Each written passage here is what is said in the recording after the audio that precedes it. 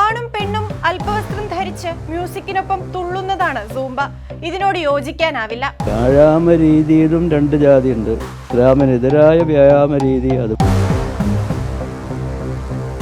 2 ദിവസമായി കേരളത്തിൽ പുകഞ്ഞുകൊണ്ടിരിക്കുകയാണ് വിദ്യാഭ്യാസ വകുപ്പിന്റെ ഒരു തീരുമാനം. സ്കൂളുകളിൽ കായിക പരിശീലനം നൽകുന്നതിന്റെ ഭാഗമായി വിദ്യാഭ്യാസ വകുപ്പ് ഏർപ്പെടുത്തിയ സൂംബ ഡാൻസ് പരിപാടിക്കെതിരെ വിസ്ഡം ഇസ്ലാമിക ഓർഗനൈസേഷൻ ജനറൽ സെക്രട്ടറി TK അഷ്റഫാണ് ആദ്യം രംഗത്തെത്തുന്നത്. പിന്നെ കണ്ടത് അഷ്റഫിനെ അനുകൂലിച്ചും പ്രതികൂലിച്ചും സോഷ്യൽ മീഡിയയിൽ ഉൾപ്പെടെ 2 ചേരികൾ ഉദയം കൊള്ളുന്നതാണ്. സൂംബയ്ക്ക് എന്താണ് പ്രശ്നമെന്ന ചർച്ച സോഷ്യൽ മീഡിയയിൽ കത്തിക്കയറി. ഇത്രമേൽ വിമർശിക്കപ്പെടാൻ മാത്രം സത്യത്തിൽ എന്താണ് സൂംബ എന്ന വ്യായാമ മുറയ്ക്കുള്ള പ്രശ്നം സൂംബയുടേതോ അതോ സൂംബ ചെയ്യുമ്പോൾ ധരിക്കുന്ന വസ്ത്രത്തിന്റേതോ?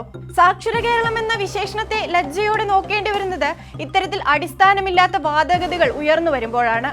ലഹരി വിരുദ്ധ ദിനത്തിൽ ശരീരാരോഗ്യത്തിന് പ്രാധാന്യം നൽകിക്കൊണ്ട് സൂംബ ഡാൻസ് സ്കൂളുകളിൽ കൊണ്ടുവരുമ്പോൾ അത് ഭാവി സമൂഹത്തെ ഒരുപടി മുന്നോട്ട് കൊണ്ടുപോകും എന്നത് കാണാതെ അതിലും മതവും ധരിക്കുന്ന വസ്ത്രത്തിന്റെ അളവും തിരയുന്നവർ പേടിക്കുന്നത് യഥാർത്ഥത്തിൽ സൂംബയെ തന്നെയാണോ? സൂംബ പരിശീലനത്തെ ആഭാസം എന്ന് പോലും വിശേഷിപ്പിക്കാൻ മടി കാണിക്കാത്ത മതനേതാക്കളോട് ഇതൊരു കായിക വിനോദമാണെന്നും അതിൽ വസ്ത്രത്തിന്റെ അളവെടുക്കാൻ ടേപ്പുമായി വരേണ്ടെന്നും പറഞ്ഞിട്ട് കാര്യമില്ലല്ലോ.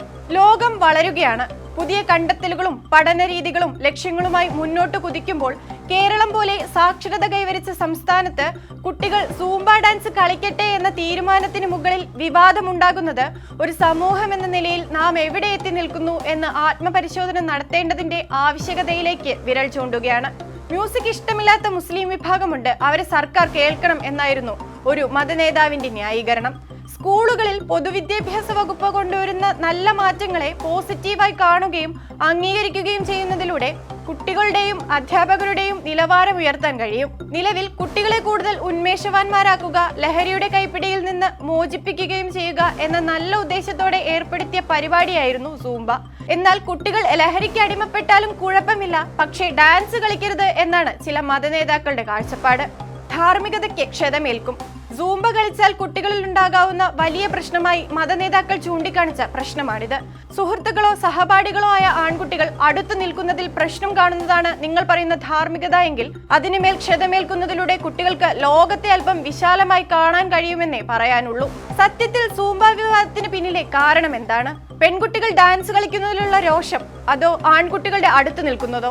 ആണും പെണ്ണും എന്ന വേർതിരിവ് ചെറുപ്രായത്തിലെ കുട്ടികളുടെ മനസ്സിൽ നിങ്ങൾ ഇൻജക്ട് ചെയ്യാൻ ശ്രമിക്കുന്നത് എന്തിനാണ്?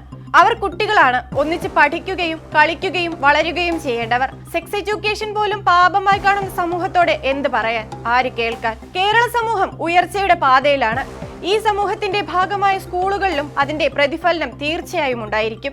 വളർന്നു വരുന്ന പുതിയ തലമുറയെ വർഷങ്ങൾ പിറകോട്ട് കൊണ്ടുപോകുന്ന ഇത്തരം നിലപാടുകൾ അംഗീകരിക്കാനാവില്ല. യൂണിഫോം ധരിച്ചോ ടീഷർട്ട് ധരിച്ചോ കുട്ടികൾക്ക് ഇഷ്ടമുള്ളതുപോലെ അവർക്ക് ഇഷ്ടമുള്ള സഹപാഠികൾക്കൊപ്പം ഡാൻസ് കളിക്കട്ടെ. കുഞ്ഞുങ്ങൾ നാളെയുടെ പ്രതീക്ഷയാണ്. അവരിൽ ലിംഗവിവേചനം അടിച്ചേൽപ്പിക്കാൻ ശ്രമിക്കുന്നവർ സമൂഹത്തെ കൂടി ഇകഴ്ത്തുകയാണ് ചെയ്യുന്നത്. കുട്ടികൾ കളിച്ചും പഠിച്ചും വളരണം. അതിൽ മതത്തിന്റെയോ ആൺപെൺ വേർതിരിവിന്റെയോ ആശയങ്ങൾ തിരികെ കയറ്റേണ്ടതില്ല.